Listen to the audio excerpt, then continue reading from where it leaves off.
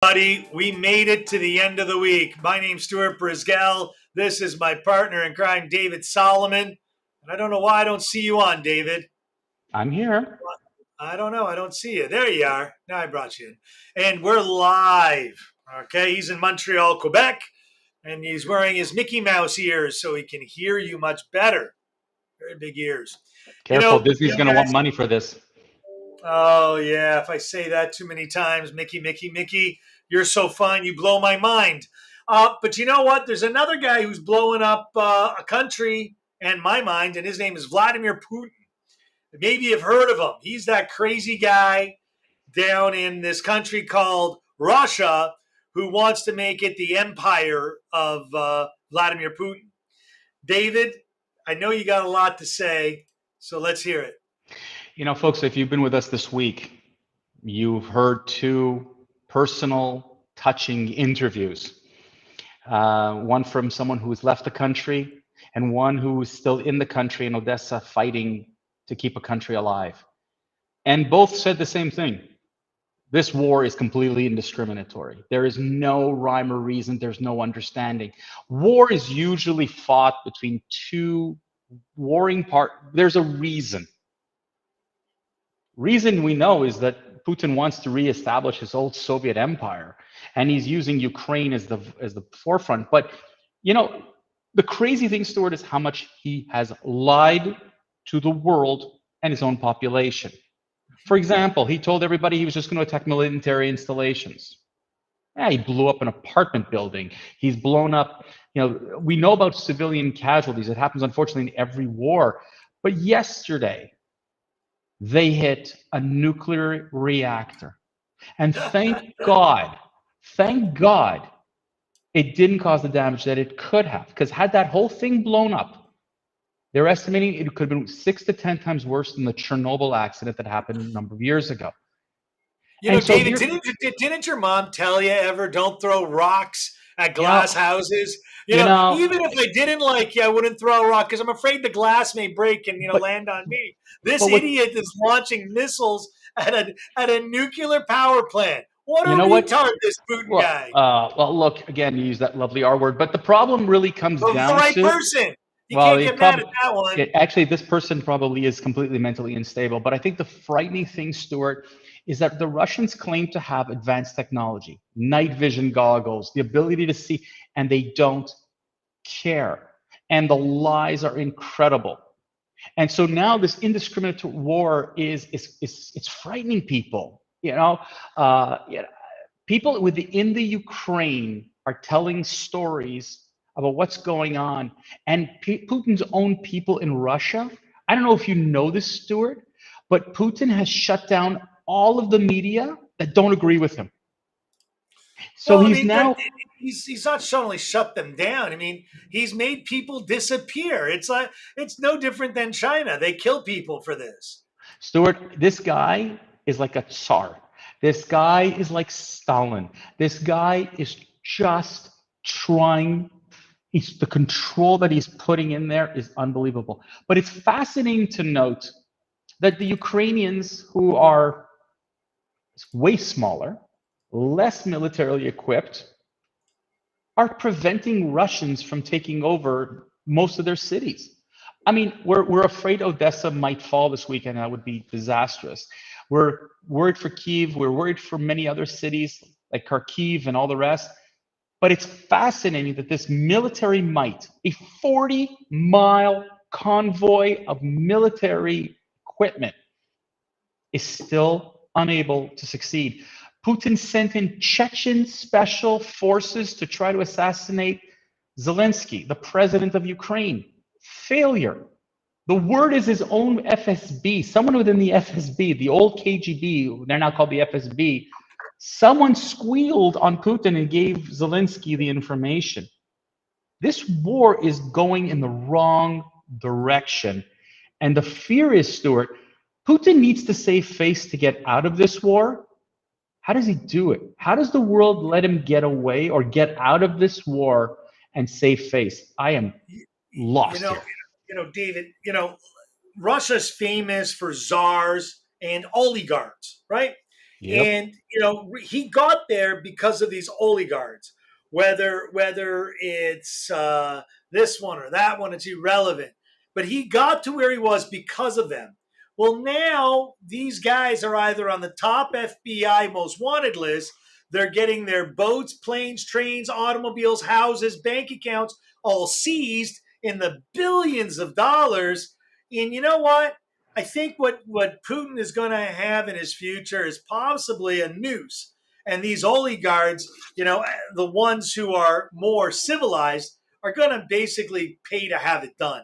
You know You what? cannot, I mean, it's the only thing. But why United States, Canada, Western Europe hasn't done more is still quite amazing to me. I mean, we're standing by watching live video of orphanages, children, hospitals, nuclear power plants, Wow, plural, Stuart, plural, Stuart. and yet the man is still allowed to walk this earth. There Yep. has to be a limit to what society and the people within Russia can actually take. Stuart, you know what's frightening?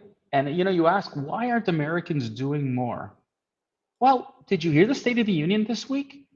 Tell me, at what point did Joe Biden show leadership? And you've said it many times. Biden has always been on the wrong side of decisions in foreign affairs. So what do people do? We blame Trump because Trump wouldn't give Zelensky the weapons as promised. And again, so of course, let's take the short-sightedness. Let's blame Republican, Democrat, whatever. The problem is it's neither. The problem is that it dates back to several presidents who, look, if you think about it, since the fall of the Soviet Union, there's been anarchy within the old Russian system, if you will. And every president thinks that they have mastered, they knocked down the Soviets. There's no more Soviet empire. It isn't going to come back. And they've ignored Putin's rebuild. That includes Bush, Obama, Trump, and now Biden. Oh, but listen. Oh, Biden's red line with Crimea. We're not. And that's also Biden's red line with Crimea. You know, I can only tell you that I feel for the people that are enduring this pain and suffering, but it's not just the United States. It's not. You have all of Western Europe Yeah, but Stuart, that who's is going to come to the standing who's by. coming? Who's coming to the plate? You have President you Macron of France called Putin, and it was almost a useless phone call. Boris Johnson doesn't have the military power. The British are not the British Empire. The French are not the French Empire. Without the United States, NATO has But no that's teeth. but that's not necessarily true. There's almost 1 million soldiers in NATO on the European front. I don't know if you realize that. They're not going to send in, they don't want to send in military because they're afraid it's going to escalate into a nuclear war. This lunatic has threatened the world with nuclear So hang on a war. second. Hang on a second. Because I got a nuclear weapon, I can't prevent you from doing what you want. Do you see Stuart, how stupid that is? That Stuart, is called. they're afraid that they are simply afraid. These leaders are afraid. These are not military leaders. Stuart, we don't have anymore if you remember past presidents, past leaders had to have had some military experience. What exactly do we have here? I'm sorry, neither Trump or Biden or Obama for that matter have what it takes. Even Bush Jr. didn't have what it takes. The problem is that we're not dealing with military minds anymore. We're dealing with politicians who care more about the vote and an election in their country than world safety. Do you understand that? And Yeah, that's why Putin is winning, even though it doesn't look like it. Putin has won. Okay? I agree with you, David. I totally agree with you in this, and I can't urge everyone that hears this that if I've got nuclear weapons, I got the biggest stick in the room because everyone else is a pansy. Because no one's going to dare come near me. Now, you know what? Do I think Putin is capable of launching a nuclear weapon and doing annihilation type Yes. stuff? No, Yes, I I don't. believe I it. don't think. No, I don't. I don't believe he is willing to go that far. I think the threat is enough. I don't think China would let him. You know what? I don't believe that. China I don't agree at all. I have a feeling because that it's I have a annihilating feeling. China too. I It's have annihilating no, China it's too. not. I'm sorry. There's a quartet here of countries that cannot wait to see what Russia does. That includes China, Iran, North Korea. These four countries, all with lunatic dictators running a country with Right, their but own. you're not hearing me, David. David, if Russia started a nuclear war, China would die along with North Korea and Iran. We'd all die. The world would die. China, I don't believe, is going to allow Putin to press a button. Because it's just not feasible. Because China doesn't want to disappear either. I'm So telling you that's the not. I'm mutual telling you. annihilation concept is, I think, irrelevant. No, it's not a mutual annihilation, Stuart. But the idea is that if they fire into the U.S. and then they fire into Europe, listen, this is it's China But that's but wants that but Russia. that's Hold on, how Stuart. that scorched earth comes. China wants Russia to test the world's waters. Why? So that they can attack Taiwan. And what Right. does North Korea want? To attack South Korea. And what does Iran want? But To that's take why over the Persian Gulf. you're just validating what I'm saying. But what I'm It doesn't matter. You have no choice but to go in and end this conflict. Period. War. No choice. You either there's go in and end it, or you're going to have three more conflicts. You've just made it clear. Because then what's to stop Putin to take in Poland, Hungary, nothing, all the Crimeas, and nothing, all the Baltics? nothing, Exactly. nothing, So, nothing. so like I said to you, David, you either cut the head of the snake now, or you get bitten by the snake later.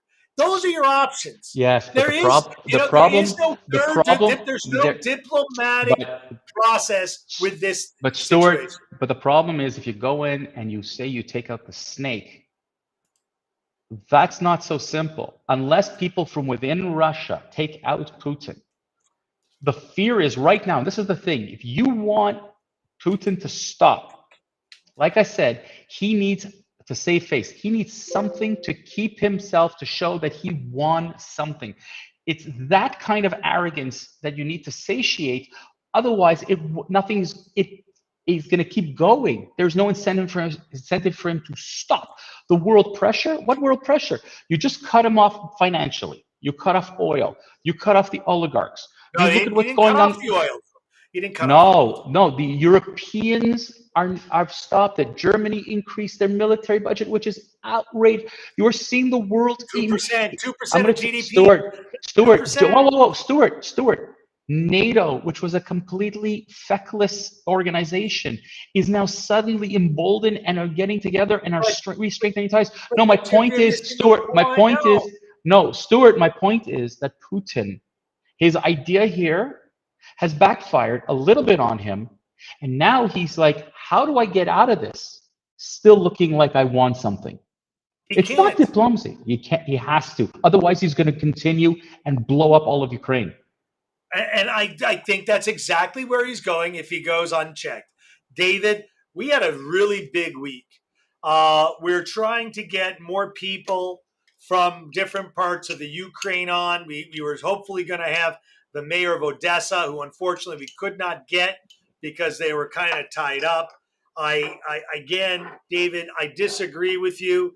I don't believe there's any diplomatic way of dealing with this. And the longer that he continues, the more carnage and death will appear. And I don't believe that there is anyone with the fortitude to go in after him unless they're willing to risk it all. Because frankly, all will be lost if we don't.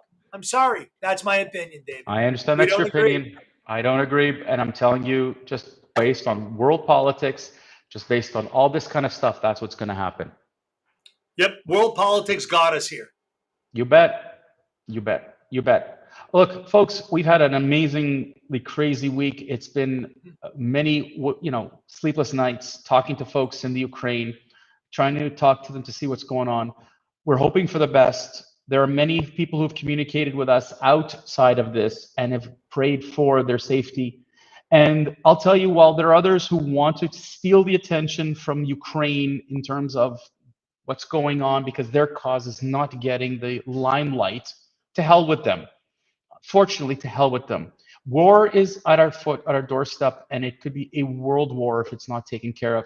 I'm sorry, the other causes right now, you're on the back burner. Too bad. Ladies and gentlemen, this is it. Our quarter hour has come to an end. We look forward to seeing you all on Monday, again, noon Eastern. You can catch us on Rumble, YouTube, our Facebook page, therantnetwork.com. Please share with everybody. If you didn't catch the interviews this week with Natalie and with Hannah, and you are unsure about what's going on in Ukraine, these are worthwhile conversations. Stuart, let's wish everybody well.